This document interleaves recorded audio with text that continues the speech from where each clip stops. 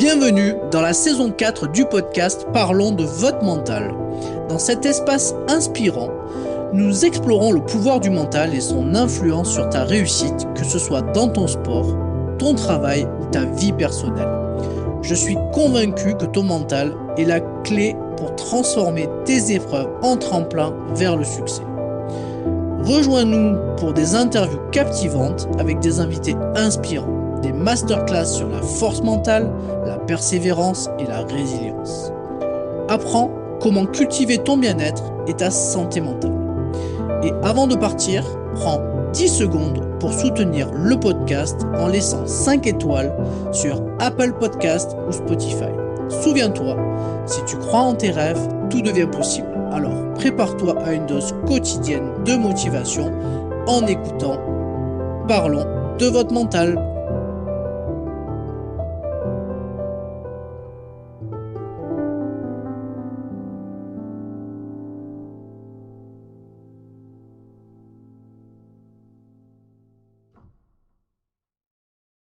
Samira, je suis ravi de t'accueillir dans notre podcast Parlons de votre mental. Est-ce que tu pourrais te présenter brièvement et nous parler de ton parcours en tant que facilitatrice et consultante et également comme neurocoach?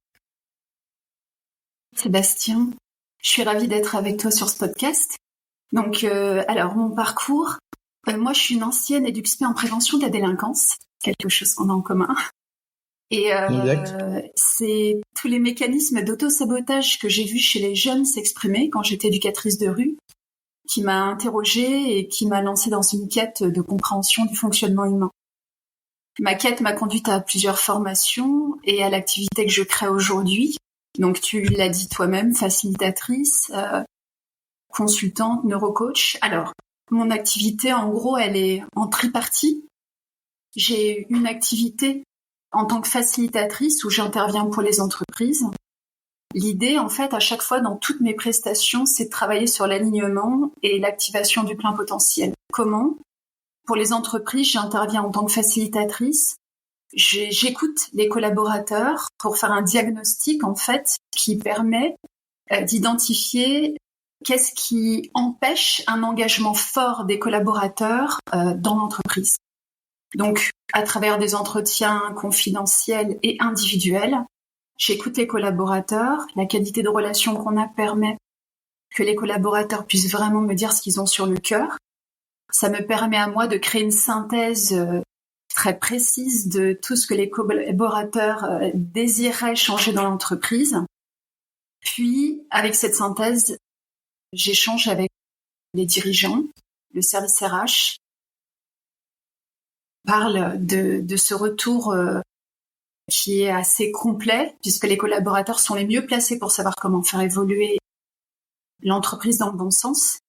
Puis ensuite, on fait une synthèse donc à la direction, à toute l'équipe, et on se met en action dans un plan de progrès qui permet, grâce aux axes d'amélioration qui ont été soulevés, de transformer l'entreprise pour que, en fait, elle puisse répondre aux besoins et aux désirs des collaborateurs. L'idée, pour moi, c'est d'être une interface entre la direction et les collaborateurs pour aller en direction des objectifs de l'entreprise tous ensemble. Ça, c'est la première casquette que j'ai. Et dans cette casquette, lorsqu'on est dans le plan de progrès, je fais accompagner en neurocoaching, donc en coaching, tous les collaborateurs qui ont besoin d'un coaching en bien-être ou en performance. Donc tous ceux que j'ai vus un peu fragilisés, tous les gens qui en ont besoin pour du mieux-être personnel et professionnel, et tous les gens qui auraient des problèmes de confiance liés à la performance. Donc voilà, et avec mon associé Frédéric Bosset, Frédéric, lui, travaille sur toute la partie collaboration, facilitation du travail d'équipe. Donc on accompagne l'entreprise. Le deuxième point important pour moi, c'est l'accompagnement des dirigeants. Donc on est toujours dans l'alignement. Cette fois, on n'aligne pas la direction, les collaborateurs en direction de la vision. J'aligne en fait le subconscient, le mental et le corps des dirigeants en direction de leurs objectifs, de façon à effondrer tous les mécanismes d'autosabotage. Donc ça, c'est ma deuxième prestation. La troisième, on est toujours dans l'alignement, évidemment, tu comprendras que c'est ma ligne. C'est l'alignement par les méditations. Et là, c'est quelque chose de très profond.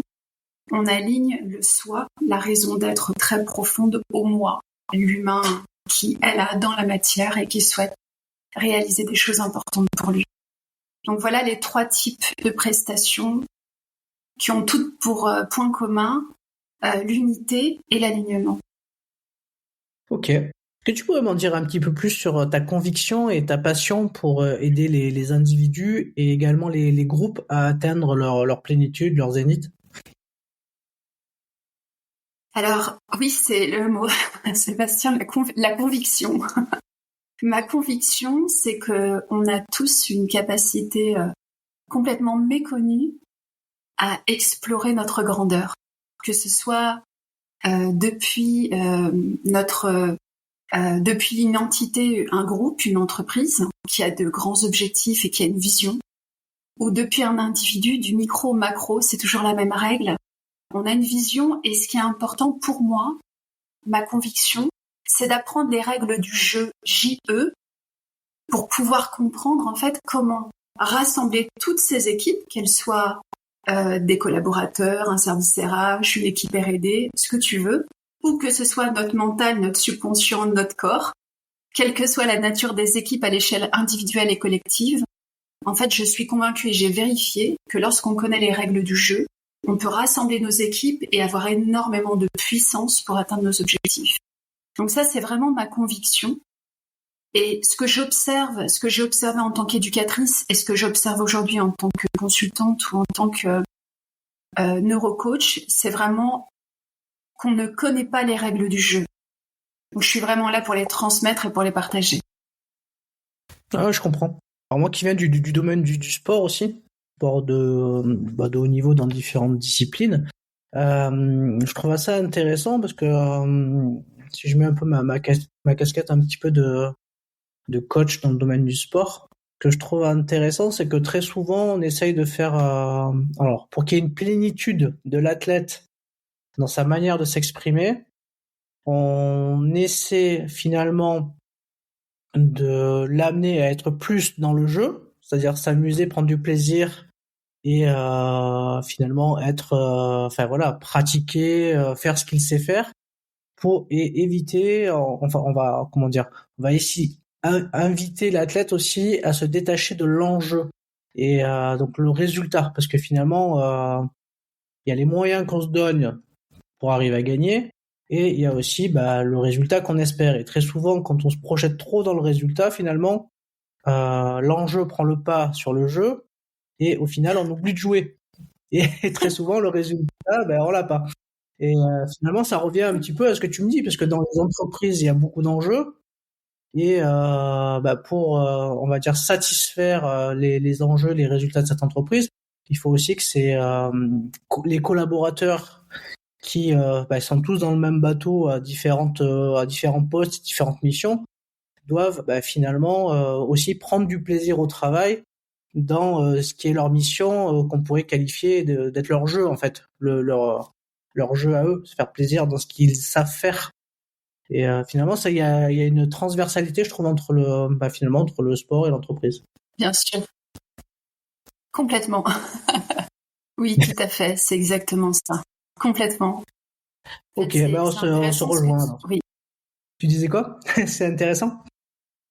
Là, je disais, c'est très intéressant ce que tu dis parce que on a un objectif, il peut être très clair. Ce qui est important, c'est les moyens. Et c'est vraiment ce que tu évoques. Les moyens qui nous permettent d'atteindre notre objectif, c'est là qu'on a du pouvoir. C'est vraiment là qu'on a du pouvoir, qu'on peut agir en fait. Et quand on fixe notre attention seulement sur l'objectif, sans mettre notre attention sur qu'est-ce que je peux faire aujourd'hui pour atteindre mon objectif, eh bien, on met son attention évidemment sur le désir de gagner. Alors, pour un sportif, ça va être très concret, gagner peut-être sa médaille au JO ou sa médaille d'or, etc. Pour une entreprise, ça va peut-être être d'atteindre son objectif, un objectif très précis, peut-être de chiffre d'affaires. Mais quand on est focusé comme ça sur la gagne, sur le résultat, notre subconscient, lui, naturellement, se focus sur la peur de perdre. Donc, pour moi, c'est très important de mettre son attention sur qu'est-ce que je peux faire aujourd'hui. Mon objectif est clair. Ce qui est important, c'est quels sont les moyens sur lesquels je peux vraiment focuser mon attention pour atteindre mon objectif. Et le moyen, ça va être déjà de travailler sur ce qui a besoin d'évoluer, de progresser. Et par exemple, à travers le diagnostic en entreprise, on entend, OK, on veut bien, nous, conquérir l'Amérique du Sud en tant que multinationale sur ce marché. D'accord, on veut bien. Mais la réalité, c'est que sur le terrain, aujourd'hui, on a des problèmes de communication, on a des problèmes avec la direction, on n'a pas les moyens d'atteindre nos objectifs. C'est ça qui nous intéresse, c'est les moyens. Et les moyens vont nous conduire, vont nous rapprocher de notre objectif.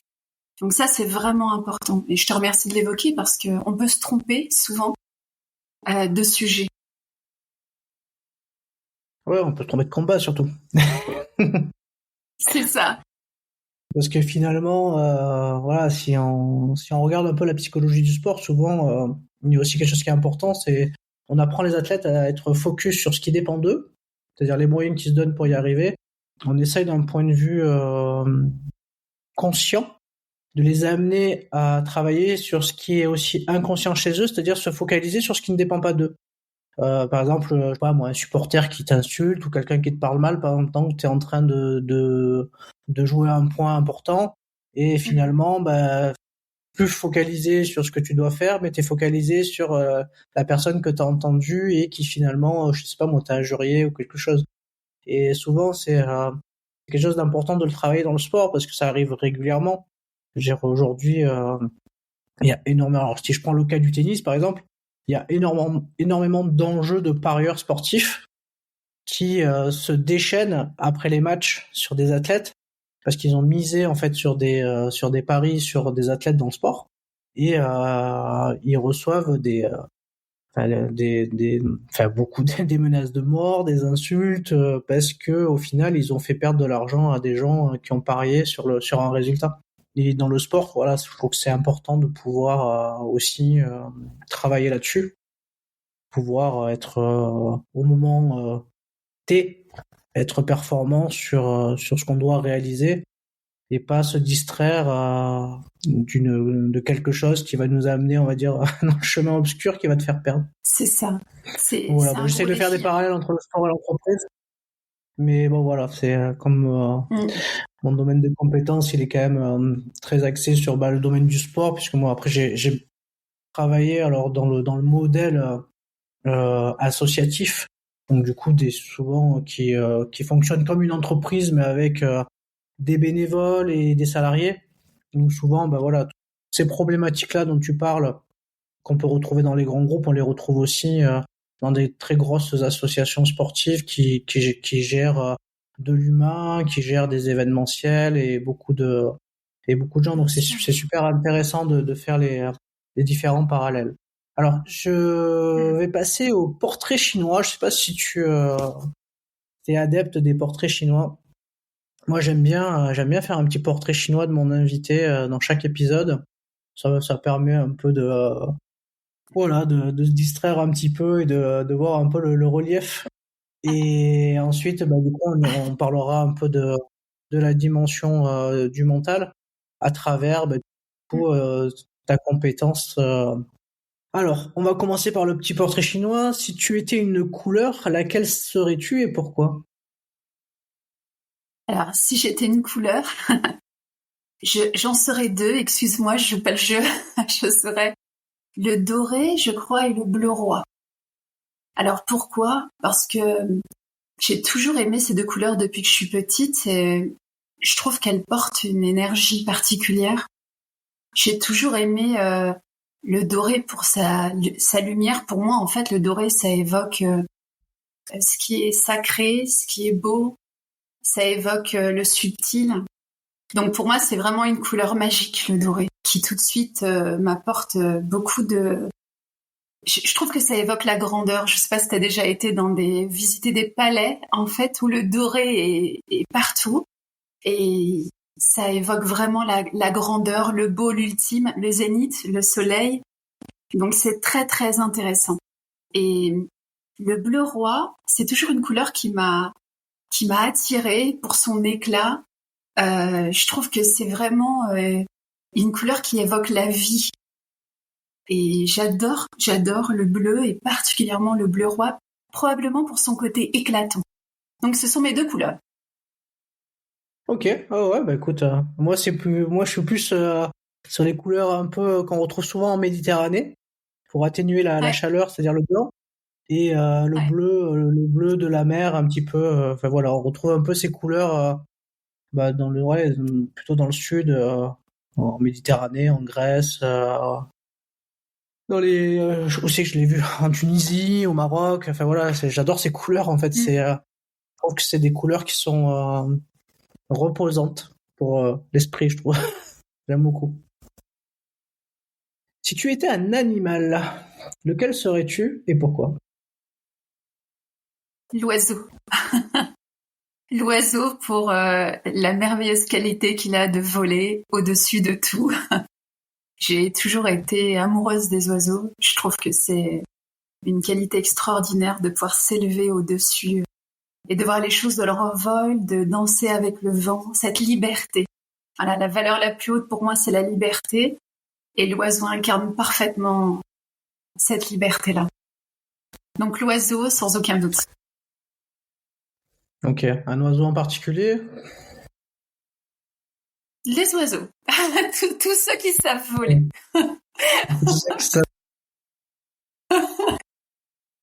Alors, si tu devais être un lieu géographique, quel lieu serais-tu et pourquoi? Je serais sans aucun doute les pyramides d'Égypte.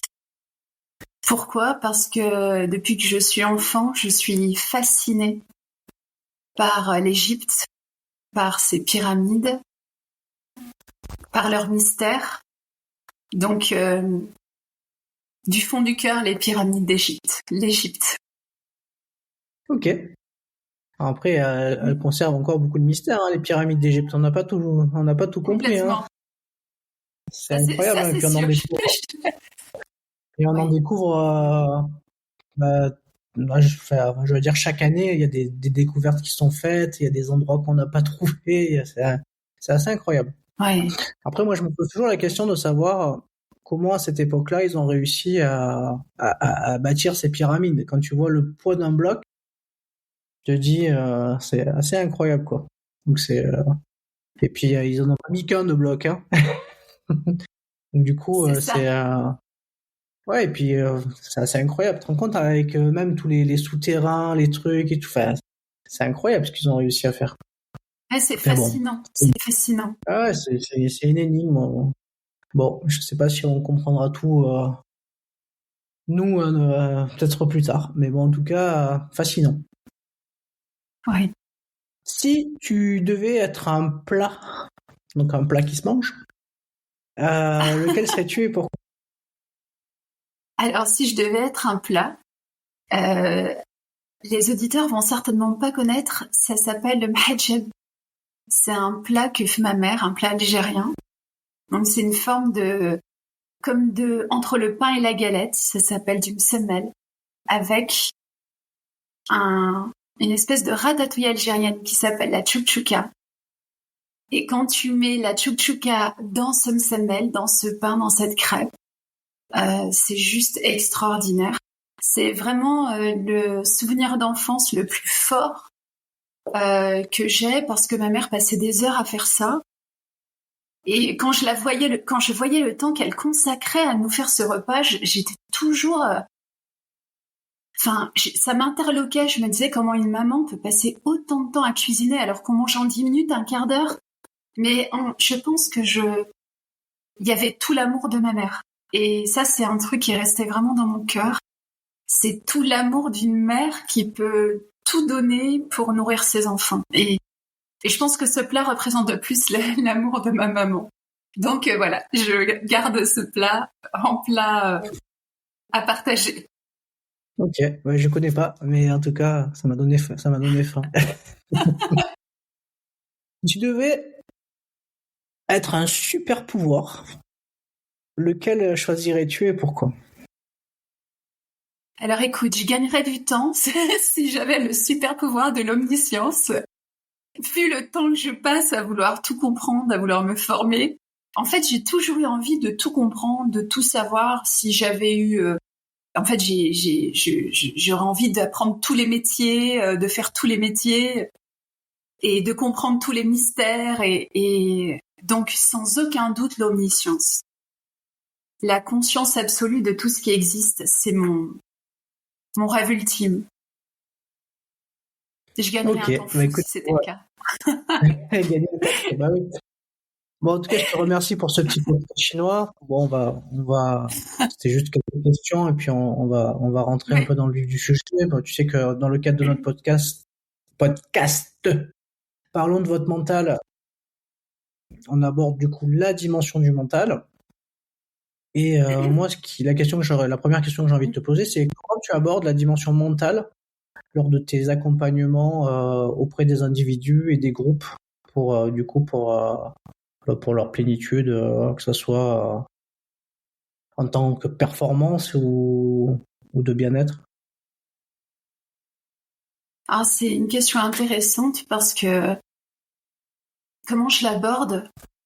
Alors, je vais donner les principes de base qui vont me permettre d'avoir une vision assez simple et claire de du point par lequel j'aborde ce sujet. Pour moi, aujourd'hui, la capacité qu'on a, notre rapport au monde, la réalité de notre vie, quelles que soient les catégories de vie, en fait, est le reflet parfait de nos programmations subconscientes. Voilà, on va redire en peut-être 2 secondes des principes importants. De 0 à 7 ans, on est vraiment dans des états de conscience qui sont des états qu'on peut considérer comme des états d'hypnose. Notre pupille est en mode record. Elle enregistre tout ce qui se passe autour de nous. Et on enregistre ce qu'est le couple, ce qu'est la famille, ce qu'est la réussite. Et tous ces enregistrements qui sont composés d'une équation assez simple.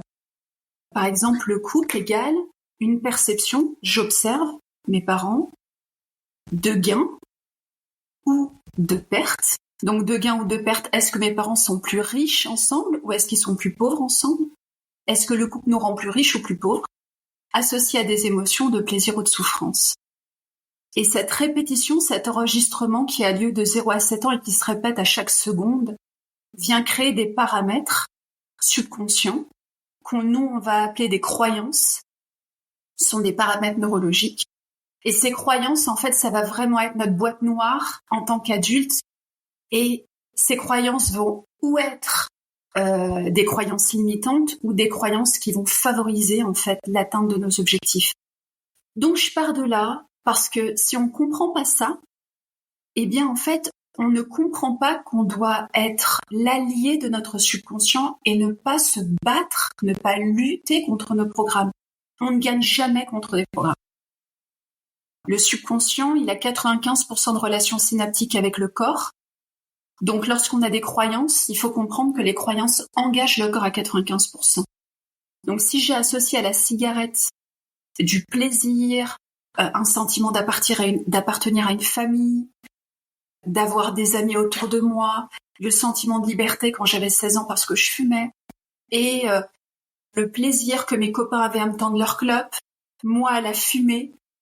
Si je maintiens cette équation active dans mon subconscient, ça va être très difficile pour moi d'arrêter de fumer. Je vais me battre contre mon subconscient qui, lui, se dit « Mais attends, la cigarette, c'est du plaisir. » Et moi, je suis là pour te conduire vers le plaisir.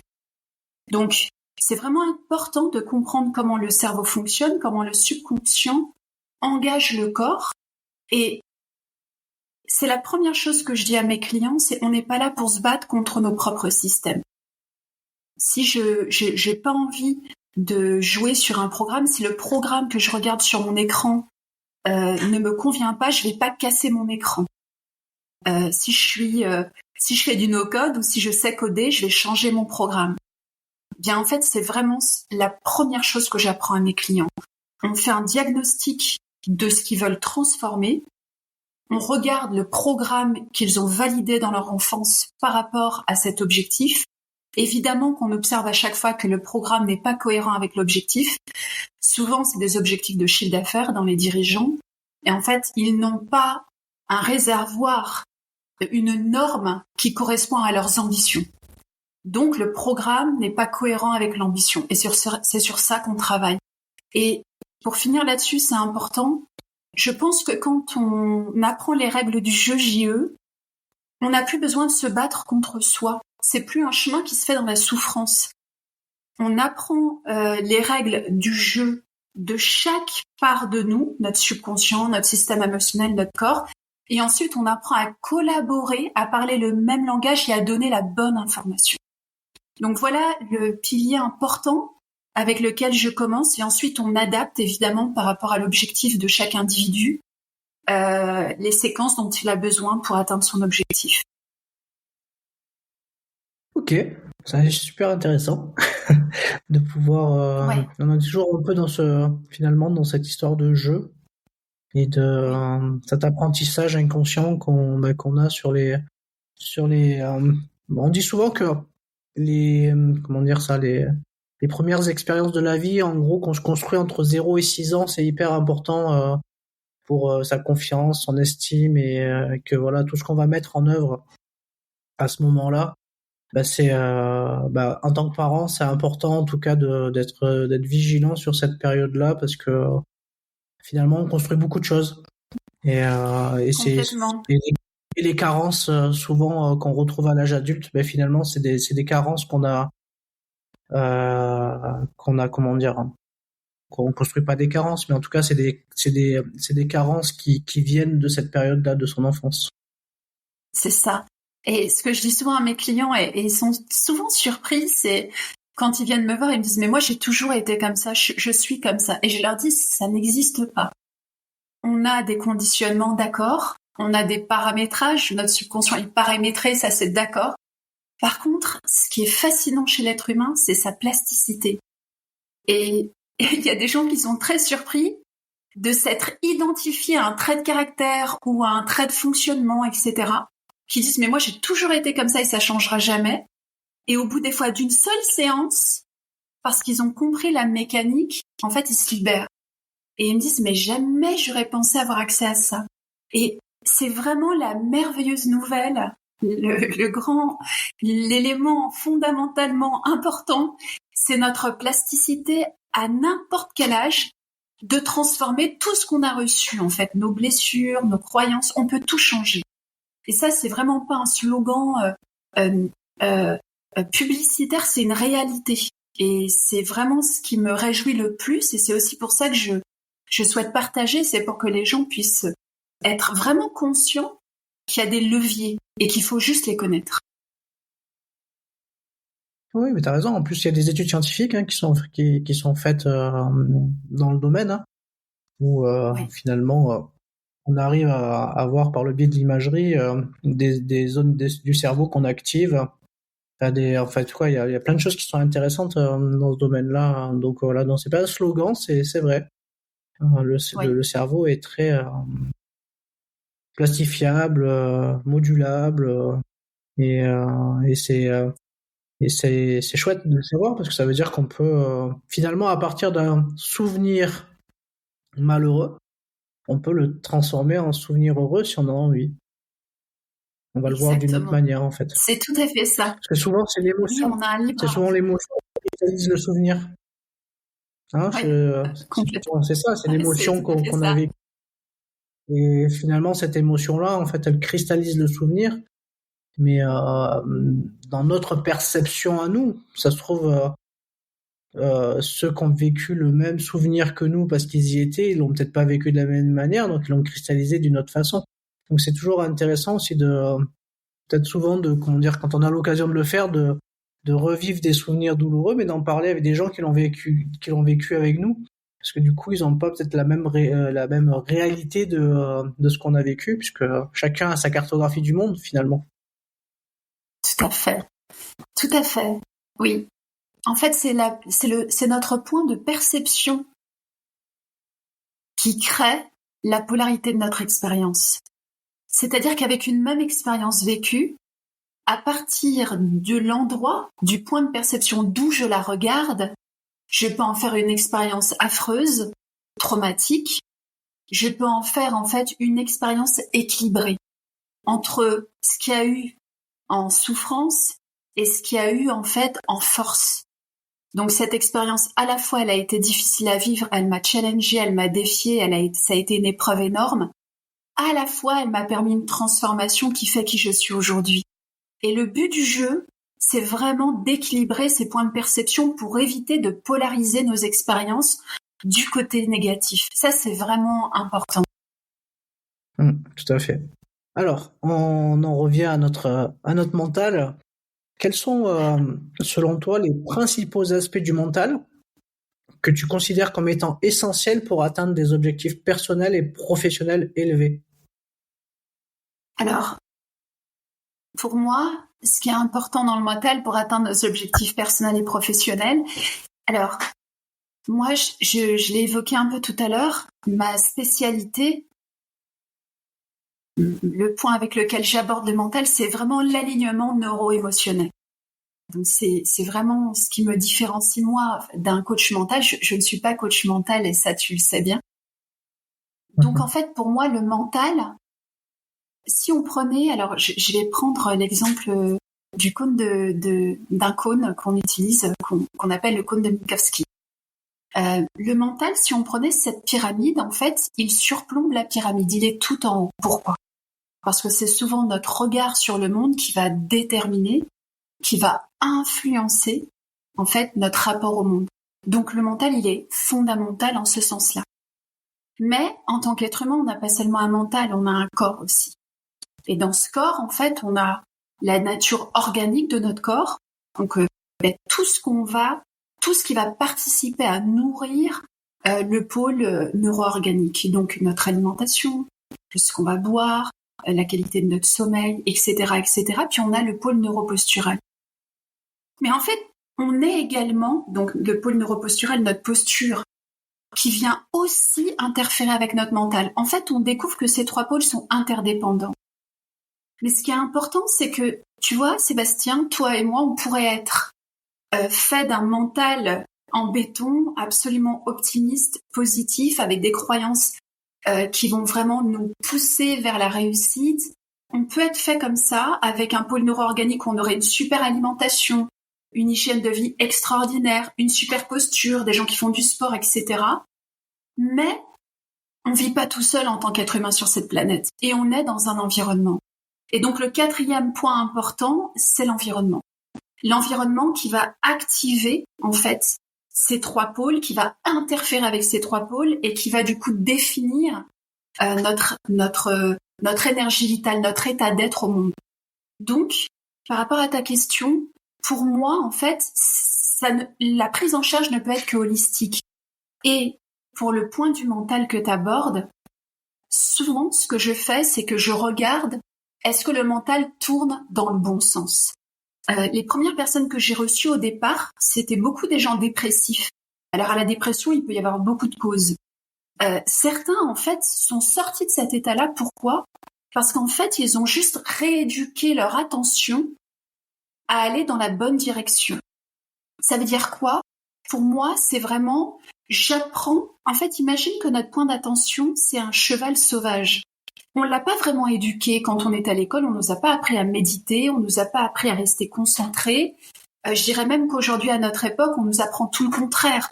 On nous apprend à avoir l'attention complètement tournée vers l'extérieur, une attention fragmentée avec les écrans.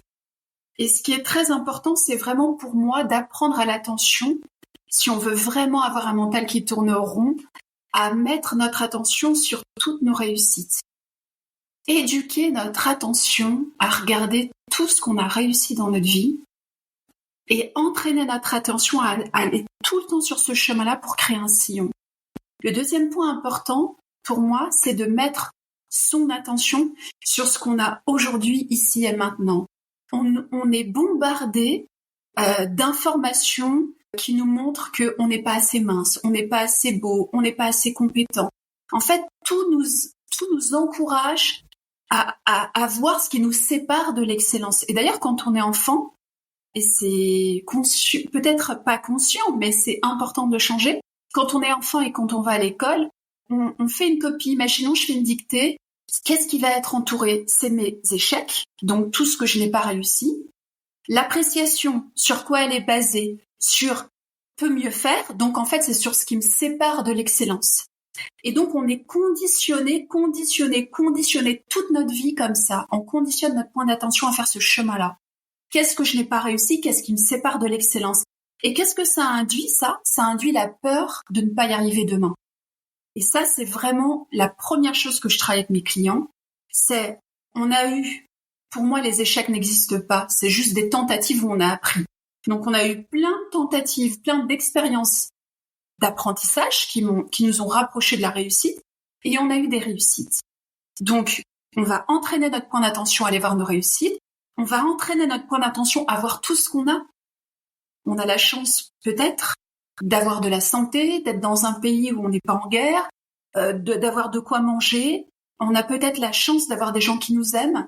En fait, si on est vraiment dans cette conscience de tout ce qu'on a, on devrait vraiment être traversé par des vagues de gratitude. Et quand on fixe notre attention sur nos réussites dans le passé, quand on fixe notre attention, et là je parle d'une attention vraiment émotionnelle qu'on ressent par nos émotions, sur tout ce qu'on a et qui fait de nous un être riche dans le moment présent, alors naturellement notre subconscient, quand il va se projeter vers notre objectif dans le futur grâce aux exercices de visualisation qu'on va évoquer dans quelques instants, eh bien il se projette avec confiance parce qu'il se dit j'ai toujours réussi, je réussirai toujours. Et j'ai tout ce qu'il faut pour y arriver. Donc, c'est vraiment, tu sais, avant j'étais éduxpé, aujourd'hui, pour moi c'est toujours de l'éducation d'une certaine façon. On éduque notre système nerveux et notre corps à rester dans un endroit propice à notre développement. Alors, je suis d'accord avec toi sur l'aspect éducatif. Juste un bémol, c'est que Oui. Dans l'éducation, il y a les messages qu'on transmet, mais en fait, il y a un émetteur, un transmetteur. Si la personne qui reçoit, en fait, ne veut pas prendre, finalement, on n'a pas d'impact sur elle. Enfin, en tout cas, c'est ce que je peux retenir, c'est-à-dire que pour avoir été confronté aux deux, c'est-à-dire, un système éducatif où tu enseignes, mais on va dire il y a adhésion parce que l'athlète veut progresser, donc forcément il y a une écoute partagée, des conseils, et finalement il y a les feedbacks aussi de la personne que tu entraînes.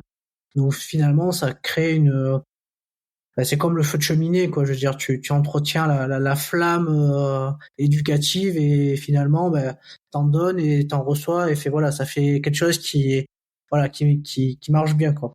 Par contre, là où c'est plus dur, c'est sur des gens qui adhèrent pas, en fait, qui vont pas adhérer.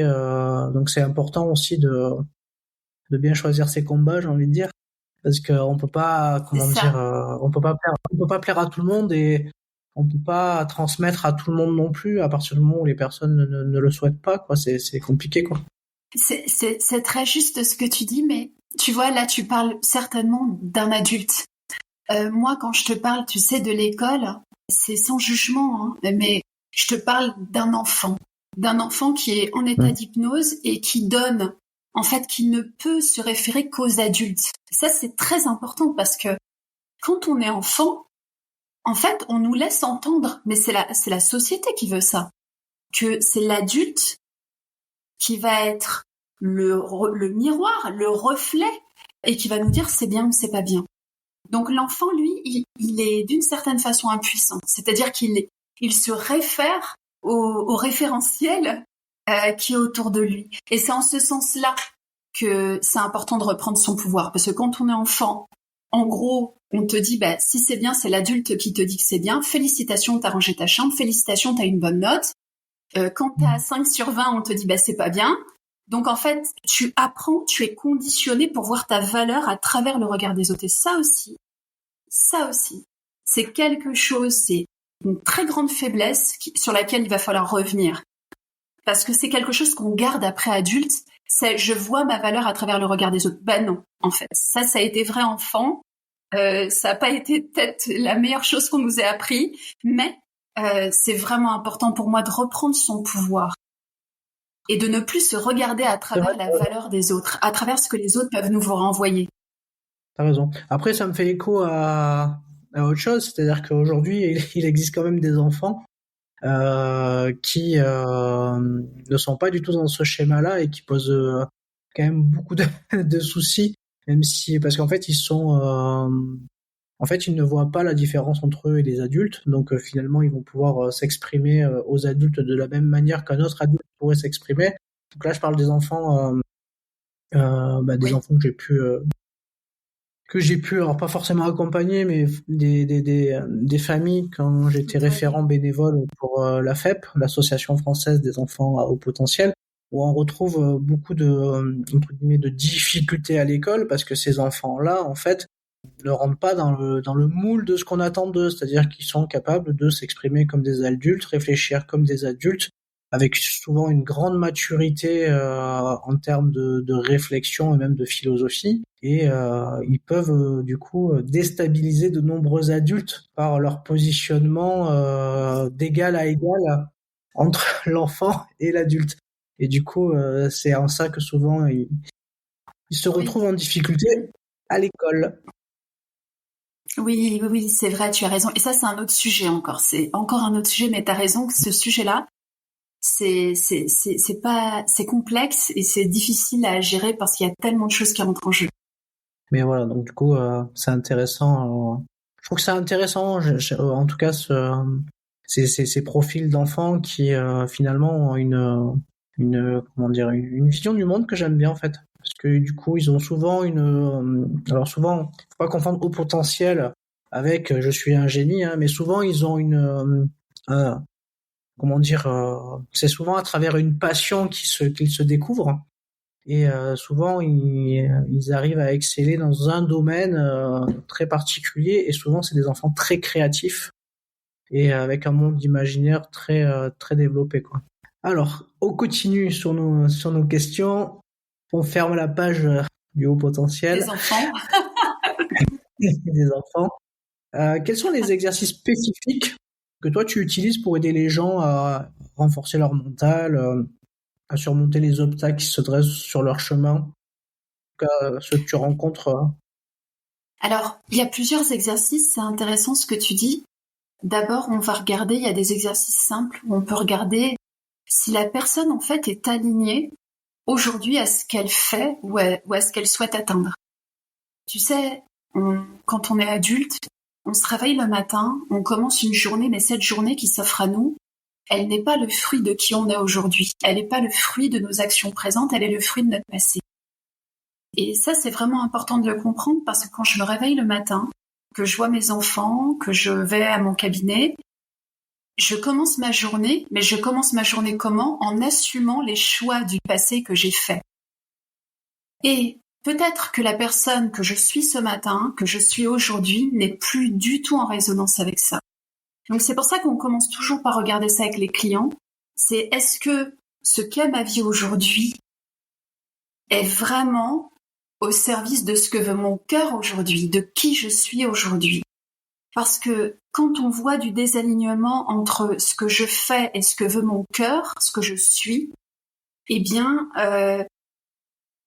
on commence à être désaligné et ce désalignement va souvent, très souvent s'exprimer par le corps. Alors, il y a plein de façons, il s'exprime de plein de façons, c'est très créatif. La première façon, ça va être, tu sais, c'est force d'inertie, de fatigue, on se réveille le matin puis on n'a pas de jus, on n'a pas d'envie, on n'a même pas envie de se lever, ou alors on y va, c'est pénible. Donc, en règle générale, quand on commence à ressentir ça, il y a des questions à se poser sur, en fait, à quoi je consacre mon énergie vitale? Est-ce que c'est vraiment ce qui me ressemble aujourd'hui? Est-ce que ça correspond vraiment à qui je suis? Donc, ça peut prendre la forme d'une énergie faible. Ça peut après prendre la forme d'état émotionnel, de mal-être, sentiment de tristesse. Donc ça va circuler par le système émotionnel et tout ça, c'est des messages en fait. C'est des messages du cœur qui dit « Attention, tu continues d'assumer une vie qui ne te ressemble plus, qui n'est plus au service de ton cœur. » Puis ensuite, ça va passer par le mental, notre sujet, les doutes, j'ai pas envie, les idées noires, je commence à perdre confiance en moi, j'y arriverai pas, etc. Puis ça finit par le corps, les symptômes, la maladie. Et tous ces messages, pour moi, qui sont les messages de notre ami le corps, en fait, sont vraiment là pour nous renseigner sur la cohérence et sur l'importance de nos choix dans nos vies. Donc ça, c'est un outil. Le deuxième outil, c'est que quand on a vu qu'on était bien aligné, qu'il y avait de la cohérence entre ce que veut le cœur et ce qu'on fait dans notre vie, donc en fait, c'est comme si, là c'est bon, on a un plan, notre plan est bon, on ne s'est pas trompé de plan. La direction est bonne, la carte est bonne. Quand la carte est bonne, en fait, ce qu'on va faire, c'est qu'ensuite, on va, tu l'as compris tout à l'heure, reprogrammer nos croyances, nos paramètres neurologiques à ce qu'on veut, en fait, pour qu'il n'y ait plus aucun mécanisme d'auto-sabotage entre mes programmes et ma volonté, mon désir d'atteindre mes objectifs. Donc là, pour ça, en fait, on va utiliser plusieurs outils. L'un des outils les plus importants, c'est des audios, en fait, que j'ai fait en studio sur des bandes sonores qui nous mettent dans des états alpha, delta, donc des états modifiés de conscience qui permettent un état d'hypnose. Donc en fait, c'est vraiment des moments où les portes du subconscient se réouvrent et on peut reprogrammer notre subconscient à de nouvelles normes. Si ma norme, c'est de gagner beaucoup d'argent et que je viens d'un milieu où justement il y avait beaucoup de polarité, de sentiments de perte avec l'argent, de souffrance, eh bien il va falloir que je commence par reprogrammer mon subconscient en lien avec l'argent à du gain et à du plaisir. Et donc, en fait, les audios vont aider à ça. C'est des audios qui durent 9 minutes, on les écoute. Donc, le docteur Beauregard, qui est un chercheur en neurosciences québécois, m'a donné la possibilité d'utiliser ces trames sonores qu'il a fait dans son institut de recherche et qui permettent en fait de modifier ses états de conscience pour être dans un état d'hypnose et reprogrammer son subconscient grâce à une visualisation émotionnelle. Et finalement, on devient tellement familier, on permet à notre corps tous les jours, plusieurs fois par jour, d'expérimenter cette nouvelle norme.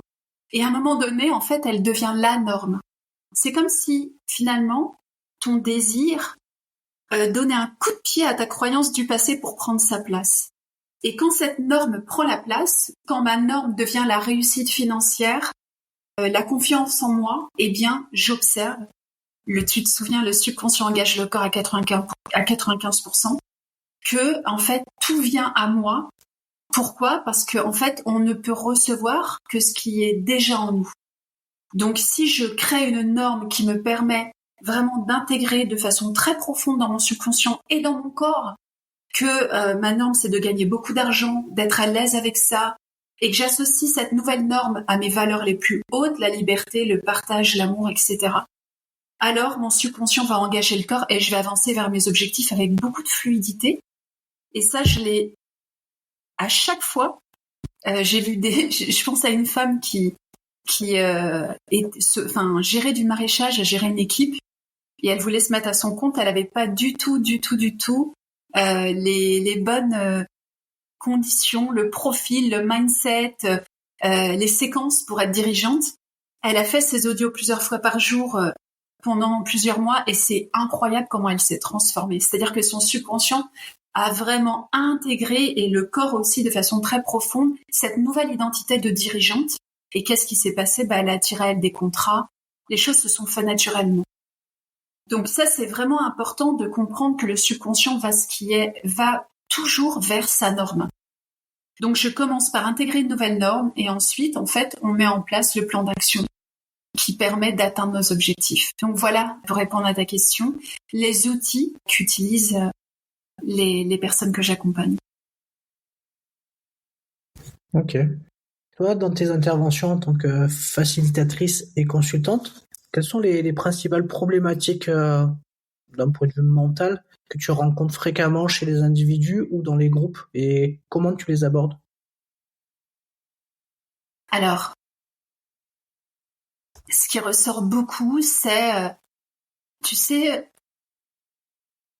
la chose qui me touche certainement le plus, c'est qu'on a tous, par instinct de survie, créé des mécanismes en fait de protection. Et ce que j'observe, c'est qu'on a tellement été formaté, conditionné, on a tellement de conditionnement qu'on s'est beaucoup coupé de notre vérité intérieure. Ça, c'est la chose que j'observe le plus. Des personnes qui ont pris une direction dans leur vie qui correspond pas du tout à ce qu'elles sont véritablement. des personnes qui n'osent plus exprimer leur vérité. Et donc, ça crée des nœuds, évidemment. Des personnes qui désirent quelque chose, mais n'ont pas les moyens, parce qu'ils ne connaissent pas les règles du jeu, d'atteindre leurs objectifs. Et donc ça, c'est vraiment pour moi important. Il y a aussi beaucoup, dans les gens que j'accompagne, des personnes en fait qui sont en souffrance émotionnelle. Pourquoi ? Parce que elles ont tout le temps réprimé leurs véritables émotions, ce qu'elles pensaient, ce qu'elles ressentaient. Et cette répression émotionnelle donne vie à des expressions corporelles, du mal-être, de la souffrance. Et du coup, souvent, je peux voir des aspects un peu dépressifs, sans que ce soit une dépression forte. Mais je vois en fait que ce sont des personnes qui se sont éteintes parce que justement, elles ne sont plus connectées à leur vérité intérieure. Et c'est aussi ce qui m'a conduite à continuer mon travail vers la méditation en supraconscience, parce que je me rends vraiment de plus en plus compte qu'on a été d'une certaine façon, on s'est coupé de notre vérité intérieure. Et pour moi, c'est vraiment là qu'on perd notre pouvoir. Donc c'est un peu tous ces aspects-là, tous ces conditionnements. En fait, on détricote.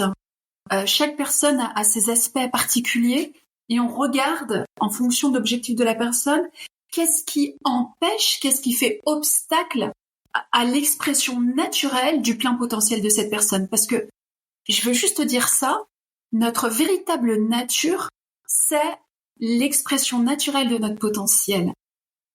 En fait, ce qui empêche le fait qu'on se déploie pleinement, naturellement, c'est vraiment tous ces conditionnements, toutes ces émotions réprimées, tous ces micro-traumas, toutes ces croyances. C'est toutes ces petites choses qui empêchent que le fleuve coule naturellement dans l'abondance. Ok. Comment tu aides les personnes parce que souvent on parle beaucoup de psychologie positive à notre époque. Et alors du coup, tout ne peut pas être positif, hein, on est d'accord. Mais on essaie de cultiver une certaine mentalité positive et résiliente face aux défis et aux revers qu'on peut rencontrer dans la vie. Comment tu aides les gens dans ces moments-là ? Comment j'aide les gens à transformer les défis en opportunités ? C'est ça ta question, Sébastien ? Oui, c'est un peu ça, ouais, c'est ça. C'est comment tu les aides à cultiver une mentalité positive et résiliente face aux défis qu'ils se mettent et finalement éventuellement aux difficultés qu'ils peuvent rencontrer dans leur vie. C'est vraiment en satellisant notre expérience. En fait, tu sais, le satellite, sa grande force, c'est qu'il peut, grâce à la hauteur qu'il a, voir le jour et la nuit en même temps. Et aujourd'hui, en fait, l'enjeu pour chaque être humain par rapport à ses expériences, à ses défis du moment, c'est de prendre suffisamment de hauteur dans son expérience pour pouvoir voir le jour et la nuit dans son expérience, donc la polarité positive et négative. Quand je dis positive et négative, c'est qu'encore une fois, pour moi, rien n'est négatif. C'est-à-dire que tout ce qu'on a, toutes les choses qui viennent à nous sont là pour nous enseigner, sont là pour nous faire grandir. Pour moi, en fait, ce qu'on peut appeler des choses difficiles ou des mauvaises expériences, pour moi, ce sont des cours que nous offre la vie pour mettre le doigt sur quelque chose qu'on n'a pas réglé. Tu sais, on parle beaucoup de l'évolution, c'est quoi ? L'évolution, c'est un mouvement qui va de je récapitule, j'avance et je recule pour revenir sur les notions qui n'ont pas encore été parfaitement intégrées par ma conscience, par mon esprit. Donc, en fait, on va avancer dans nos vies et puis on appelle ça le pédomorphisme, on va reculer parce que il y a des petites choses qu'on n'a pas intégrées ou des choses importantes et ça nous conduit à revivre les mêmes expériences, les mêmes douleurs, etc. Mais si vraiment on est, et pour moi, tout ça, la racine de tout ça, c'est pourquoi je suis sur Terre. Si je considère que je suis sur Terre pour avoir une vie pépère, tranquille, eh bien, tous les petits grains de sable qui vont être dans mon rouage vont me gêner, vont être vus par ma conscience comme comme quelque chose de négatif. Si je suis conscient que je suis sur Terre pour progresser, que je suis là pour grandir comme un chêne ne cesse jamais de grandir ou n'importe quelle plante ne cesse jamais de grandir. Si je suis là en me disant je suis là pour grandir, alors mon esprit va naturellement être disposé à voir dans chaque chose qui vient à moi, en fait, ce que j'ai à apprendre. Et quand on a cet esprit-là, j'allais dire, plus rien n'est un problème. Parce qu'en fait, on voit que dans toutes les situations que nous offre notre expérience de vie, eh bien, il y a un enseignement. Et c'est vraiment c'est fondamental dans l'échange que j'ai avec mes clients, et c'est quelque chose de libérateur. Les gens sont heureux parce qu'ils ont toujours appris à lutter contre les difficultés. Mais en fait, on n'est pas là pour lutter. On est là pour accueillir et pour réceptionner l'enseignement qu'il y a dans notre difficulté. Et c'est un enseignement qui va nous faire grandir. Donc, elle est à notre service. Et comme je leur apprends à accueillir au lieu de lutter, eh bien, ça change complètement leur paradigme. Ça change leur vie et ils se battent plus. Ils accueillent, ils observent, ils sont en posture d'observateur. Ils observent et ils se disent « Ah tiens, c'est intéressant. Cette personne, quand elle m'a dit ça devant tout le monde et que j'ai eu honte, j'ai vraiment pu voir que j'ai pas pu lui répondre en public, mais j'ai vraiment pu voir à quel point je n'honorais pas ma parole, à quel point je ne m'affirmais pas. » Ben, c'est plus intéressant de voir l'expérience comme ça et de se dire finalement cette expérience est un cadeau pour moi. Cette personne qui m'a blessée m'a permis de révéler que pour l'instant je ne m'affirmais pas, je n'honore pas ma parole, mon sentiment, et j'ai à travailler sur ça, j'ai à libérer ça. C'est plus intéressant que de se dire bah, cette personne vraiment c'est un cauchemar, je lui en veux, et de brasser de la haine et de la colère sans comprendre l'enseignement. Et je pense que quand tu as ce regard-là, c'est un regard, je te disais tout à l'heure, pour moi tout est question de point de perception. Quand on regarde les choses depuis ce point de perception-là, rien n'est problématique.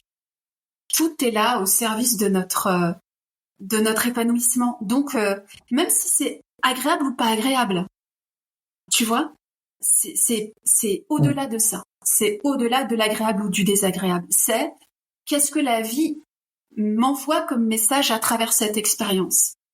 Et quand on a cet esprit-là, c'est juste une voie d'accélération dingue pour grandir. Et on n'est plus, en fait, on voit que tout est parfait. Que même dans cette personne qui m'a blessée ou à cause de qui ou grâce à qui je me suis sentie humiliée sur le moment, bah, cette personne est au service de mon progrès. Donc on voit vraiment que tout est parfait et qu'il y a une intelligence qui s'exprime dans tout et dans chaque situation, si on a les yeux pour le voir. Effectivement, ça fait penser à la citation de Nelson Mandela. Je ne perds jamais, j'apprends de chaque expérience. C'est exactement ça. Et tu vois, ça, je pense que c'est vraiment des choses, moi, que j'essaie d'apprendre, que je partage avec mes clients, parce que je pense que on ne mérite pas de souffrir comme on souffre ou de se battre notre vie comme on se bat. Et pour ça, il faut transmettre ce message largement. Il faut permettre aux gens d'aborder les choses depuis un autre point de vue. Et la vie devient beaucoup plus douce, même si on a des obstacles. Et beaucoup plus intéressante, surtout. Alors, dans le podcast Parlons de votre mental, on s'intéresse également à la gestion du stress et de l'anxiété. Quels conseils tu pourrais nous donner, donner aux auditeurs et aux auditrices qui écoutent pour les aider à mieux gérer ces aspects et favoriser leur bien-être mental? Alors, je pense qu'on va se croiser. Pour ça, la première chose que je propose de faire, c'est que si notre corps perçoit du stress, qu'est-ce qui se passe quand le cœur perçoit du stress, en fait? Il va tout de suite activer le système nerveux sympathique, le cerveau reptilien. Notre champ de perception va se réduire parce que notre cerveau, en fait, fait le focus sur ce qui nous met en danger. Donc, on perd nos moyens. Notre corps s'acidifie, etc. C'est l'espace, la suradaptation, le stress, nous conduit dans l'espace biologique, chimique, où nous sommes les plus pauvres, les moins capacitaires à trouver la bonne solution à notre problème. Donc la première chose que je dis, c'est quand on est stressé, c'est très important pour moi de faire peut-être si on peut un exercice de cohérence cardiaque. On travaille en équipe dans les entreprises quand certains managers ont des délais et qui mettent la pression sur les ingénieurs, il faut savoir en fait qu'ils se tirent une balle dans le pied. Pour pouvoir permettre à des ingénieurs, par exemple, de trouver une solution à un problème, il faut qu'ils soient en mode créatif. Pour être dans cet espace de créativité, il faut plus être connecté à l'hémisphère droit. Donc, l'hémisphère droit, c'est quoi? C'est l'espace, vraiment, où mon corps va être profondément détendu.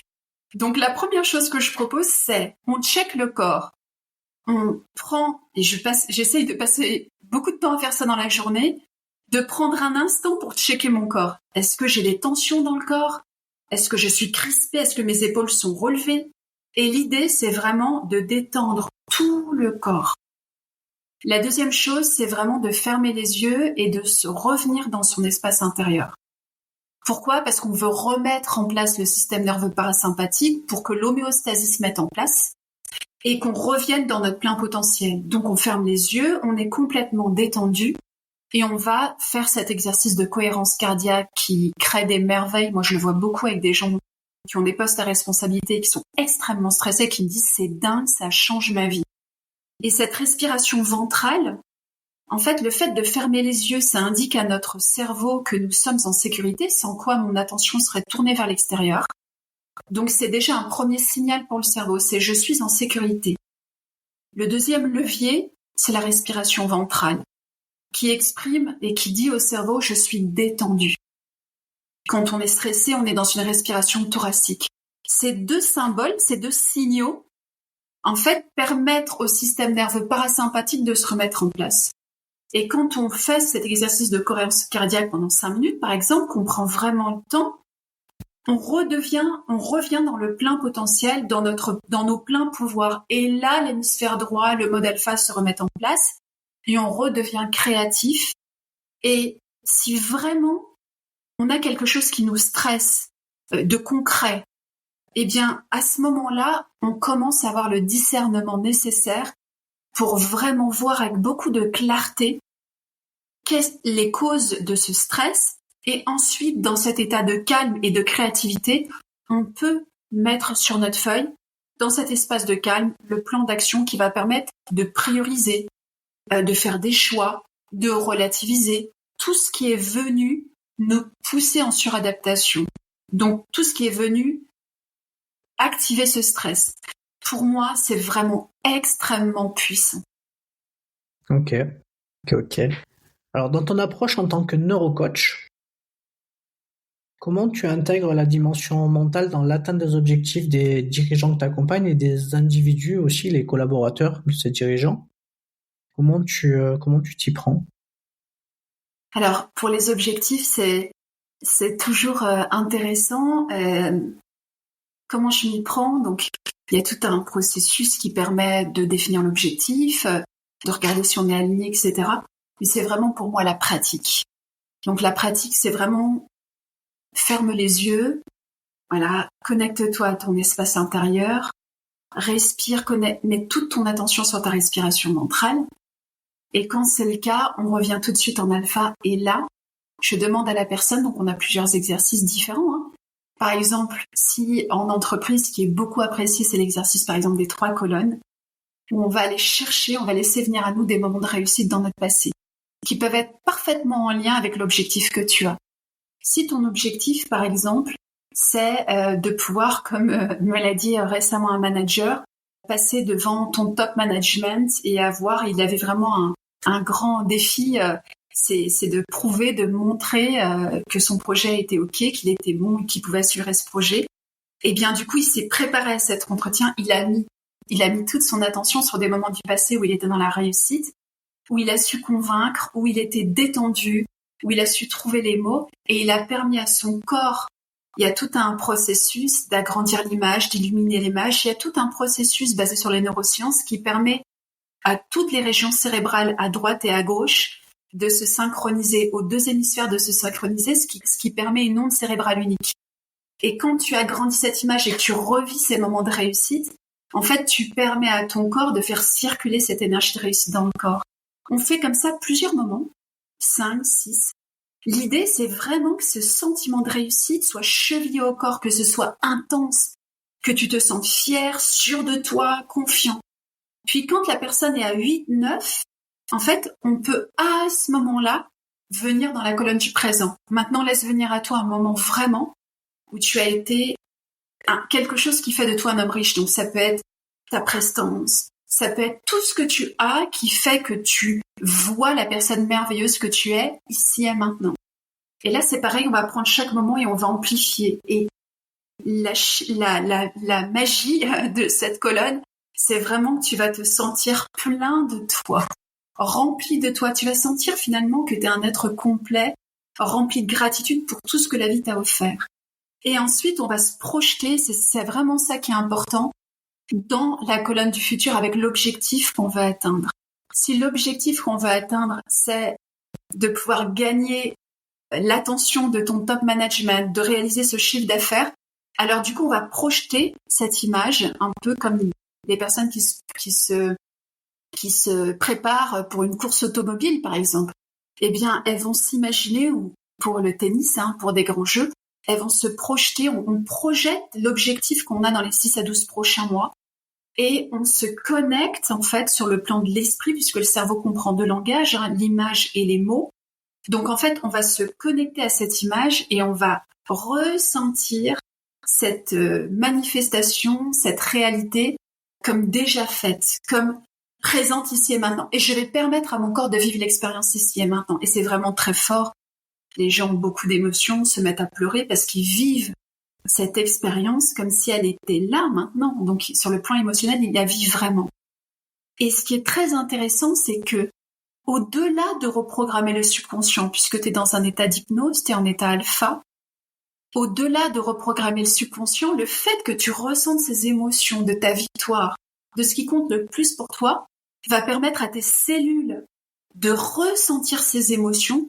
Et en fait, on va activer ce qu'on appelle l'épigénétique. C'est-à-dire qu'on va obliger nos cellules à activer des gènes qui correspondent à notre objectif. Et c'est une transformation cellulaire. C'est pas seulement mental. C'est le corps qui intègre une nouvelle information. Et en fait, on observe de façon très naturelle qu'on devient la personne qu'on souhaite être. Et quand on est la personne qu'on souhaite être, on réalise les résultats qu'elle réalise naturellement. Donc voilà comment, avec les individus ou les équipes, on travaille sur la réussite. Ok. On va aborder un peu une thématique que j'aime bien et on en parle un peu régulièrement de nos jours avec qu'on passe beaucoup de temps sur les écrans, enfin voilà, on est quand même beaucoup, comment dire ça? On est beaucoup sur les écrans, tout simplement. Il existe des pratiques, des rituels pourrait recommander aux auditeurs du podcast pour améliorer leur concentration, leur clarté mentale pour des meilleures prises de décision? Ah, c'est très intéressant ce que tu dis. Alors, pour moi, la clarté mentale, la meilleure prise de décision, ça va vraiment... Je reviens sur l'aboutissement de mon parcours de formation. Je pense que il faut savoir se couper et l'introduction que tu fais avec les écrans est très importante. Il faut pour moi se couper des éléments extérieurs. C'est-à-dire que dès que je reviens dans mon espace intérieur, couper vraiment, je reviens dans mon silence intérieur, dans mon espace de paix absolue, de connaissance absolue aussi. Et bien dans cet espace-là, je me reconnecte en fait à ma vérité et à mon savoir inné. Donc, je le disais tout à l'heure, ce qui fatigue énormément notre mental, c'est qu'on le sollicite beaucoup trop et pour n'importe quoi. Et ça, je pense que toi, tu peux l'observer également. C'est-à-dire que le mental est un super outil, enfin vraiment à de grandes qualités et merci à lui de nous aider à construire nos vies. Mais il y a vraiment des moments où il faut savoir stopper avec le mental et être là, présent, dans l'instant présent. Et c'est très intéressant de s'offrir des moments où on ne pense pas. Tu sais, c'est toujours la même chose pour moi, pour que notre mental soit clair, pour que notre vision soit claire. Tu sais, c'est l'image un peu qu'on utilise dans la méditation. Il faut que la boue, la terre, redescende au sol pour que l'eau soit transparente. Eh bien, pour ça, qu'est-ce qu'on a? On a la méditation. Pour les gens qui n'aiment pas méditer, qui ont du mal à se poser, ils peuvent faire des exercices de cohérence cardiaque. C'est un format qui marche super bien. Moi, je m'entraîne également à aller marcher dans la nature. En fait, c'est très intéressant, la nature, parce que quand on va dans la nature, dans la forêt, on se reconnecte à notre propre nature. Il y a une forme de résonance entre la nature et notre nature. Et j'essaye d'observer, est-ce que je suis capable d'avancer sur ce chemin pendant 100 mètres sans penser, en étant juste présente à ce qui est. Et finalement, je me rends compte que quand plus je m'offre le luxe de ne pas penser, de m'offrir des moments où je mets mon mental au repos, parce qu'il a le droit de se reposer, eh bien, plus mon mental, quand je le sollicite, est fort, clair et présent. Mais c'est toujours la même chose. Si j'utilise de façon complètement irrationnelle, sans repos, n'importe quelle chose, sans pause, eh bien je vais l'user. Et en fait, je pense qu'on est nombreux à user notre système mental parce qu'on ne lui donne jamais la possibilité de se reposer. Donc, il y a des histoires qui concernent le mental, il y a des histoires qui concernent le cœur, il y a des histoires qui concernent l'esprit, et c'est important que chaque système ait la place de s'exprimer, et donc, ça permet aux autres systèmes pendant ce temps de se reposer. Donc, c'est vraiment pour moi une histoire de repos, de permettre à ce système mental d'avoir des moments de pause. Laissons-le tranquille par moment. C'est vrai. Et on-off. Ouais, c'est ça. Couper son wifi chez soi, ça fait du bien. Ouais, c'est ça. Exactement. Couper les écrans, couper le wifi. Couper sa tête aussi. Couper sa tête juste pour que le mental puisse... c'est mon temps de pause. Et qu'on puisse vivre à travers un autre espace. Alors, je voulais te poser une question en lien. Ah, le yoga. Ah oui, c'est vrai, le yoga. Après, moi, tu vois, yoga, tu vois, tout... Ouais, le yoga, moi, je fais du yoga, je suis toujours très surprise. À la fin de la séance, je me sens solide. Je suis pas du tout dans mon mental. Je suis vraiment présente. Je suis très consciente. Je suis dans mon corps, mais mon mental est complètement au repos. Le yoga, c'est génial pour ça. Tous les tai chi, tous les qigong, toutes ces pratiques qui permettent vraiment de rééquilibrer et de laisser de la place au corps et à l'esprit. C'est magique. Je suis un peu plus fan des pilates, mais ça se ressemble beaucoup. Tout à fait. Tu m'as évoqué une histoire inspirante tout à l'heure là d'une dame en fait qui voulait qui voulait entreprendre. Est-ce que tu as d'autres histoires inspirantes de personnes que tu as réussi à transformer finalement qui a transformé leur mentalité grâce à ton soutien et qui ont connu des résultats significatifs dans leur vie? Oui, bien sûr. Alors, je suis toujours émerveillée, enfin très touchée quand les gens s'autorisent, pour moi c'est de l'autorisation, s'autorisent à exprimer leur grandeur, leurs rêves et leurs visions. Une autre personne avec qui j'ai été très touchée de travailler, il y en a énormément, hein, mais évidemment, mais c'est une femme qui avait de très très grandes qualités de conscience, d'esprit, de compétences. Une femme qui avait des compétences incroyables, qui était coach et qui n'arrivait pas à dépasser son plafond de verre financier. Pourtant, quand on regardait concrètement, c'était surprenant parce que elle avait un niveau de compétence remarquable, elle était brillante. Donc, il y avait vraiment un problème d'autorisation. C'était une norme. Il manquait une norme. Il manquait cette norme, la norme qui correspondait à son objectif. On a travaillé pendant un moment ensemble, pendant 7-8 mois, et on a justement étudié tous ces systèmes, son référentiel par rapport à l'argent. Et en fait, elle a vraiment travaillé beaucoup les audios. C'est une femme qui avait cette grande qualité aussi de discipline, de rigueur, donc elle a beaucoup pratiqué. Et c'était très intéressant parce que en l'espace d'une année, elle a explosé les objectifs qu'elle s'était donnés. Et pourtant, tu vois, elle avait le même niveau de compétence. Je parle là, tu vois, elle était brillante, elle l'avait toujours été. Mais c'était vraiment une histoire d'autorisation. Donc, cette femme s'est complètement envolée dans son parcours. Énormément de situations qui s'expriment. J'ai moi-même réalisé ce que j'ai créé avec mes audios. C'est-à-dire, j'ai été ma première cliente. Hein. J'ai d'abord reprogrammé mon subconscient aux normes que je voulais atteindre, aux objectifs que je voulais atteindre. Avant d'être un objectif, j'en ai fait ma norme. Et j'ai vu des opportunités venir à moi qui sont juste, qui étaient impensables avant. Donc, on a vraiment, vraiment de grandes capacités, des capacités énormes. Ok. Et ce sera une de nos dernières questions.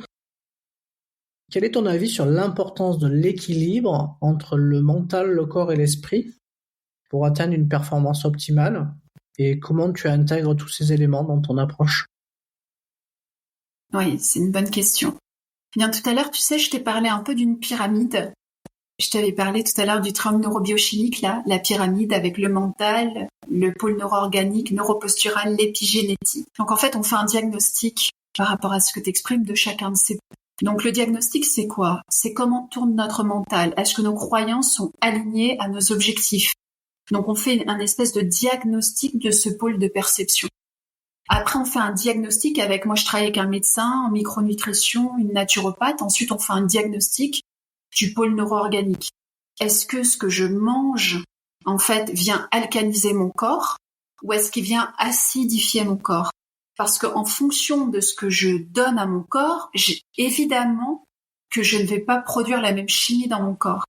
Donc ça, c'est vraiment très, très, très important, le fait d'alcaliser son corps ou d'acidifier son corps, parce que ça va, encore une fois, tous les pôles sont interdépendants. Si j'acidifie mon corps, je te donne un exemple concret, là on est vraiment dans la médecine chinoise. Si à un moment donné, je charge mon foie, le foie il est relié à la colère.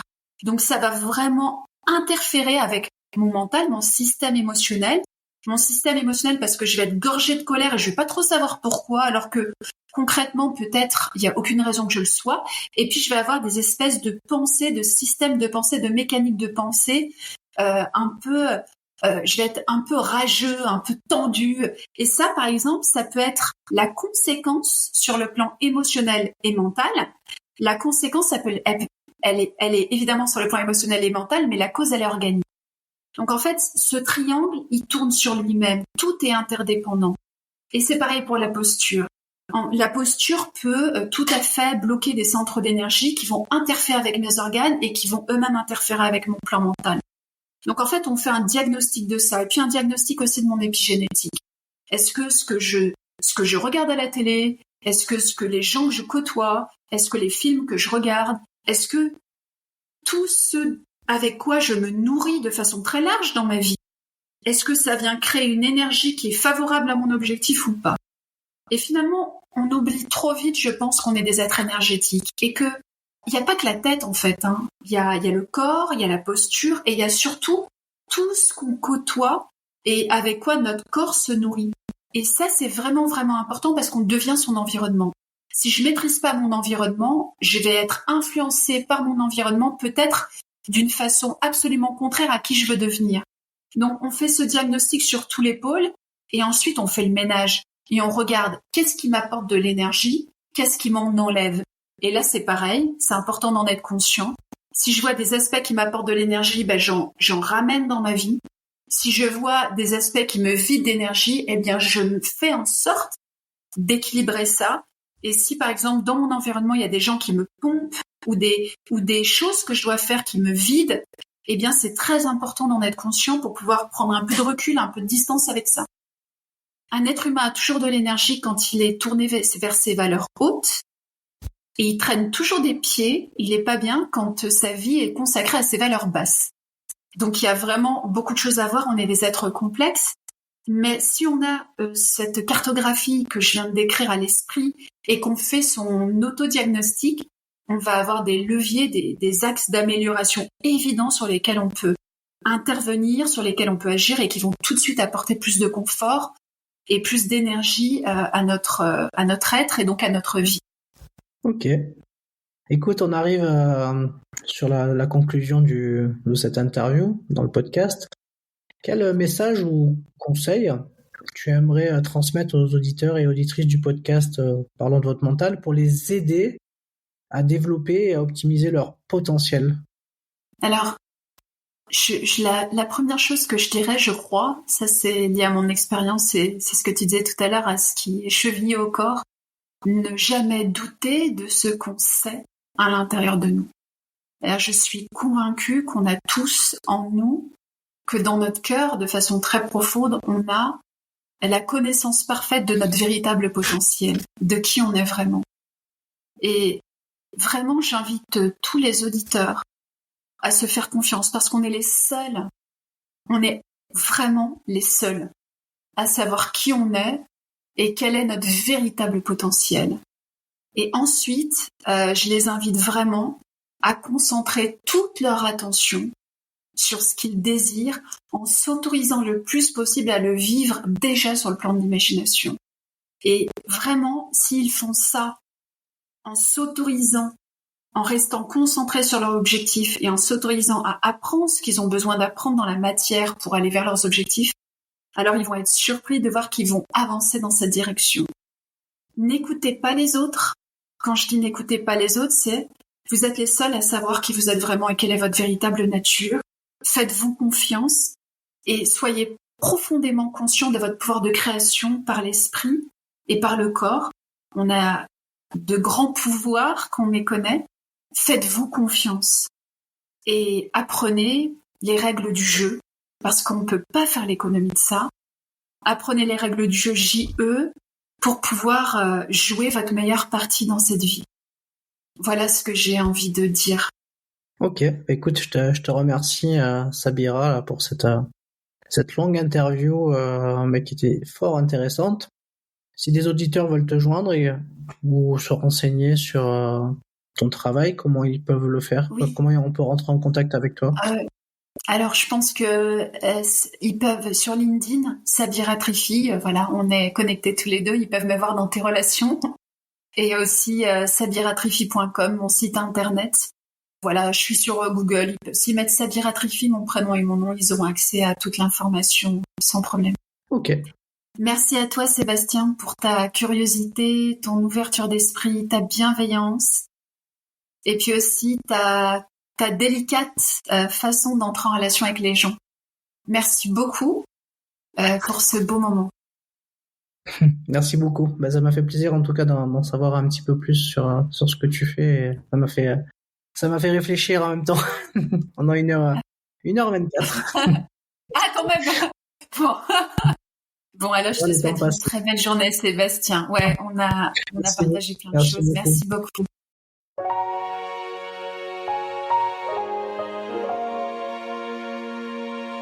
Nous arrivons au terme de cet épisode captivant. J'espère que tu as pris des notes ou que tu t'es abonné à ma newsletter pour avoir accès au résumé.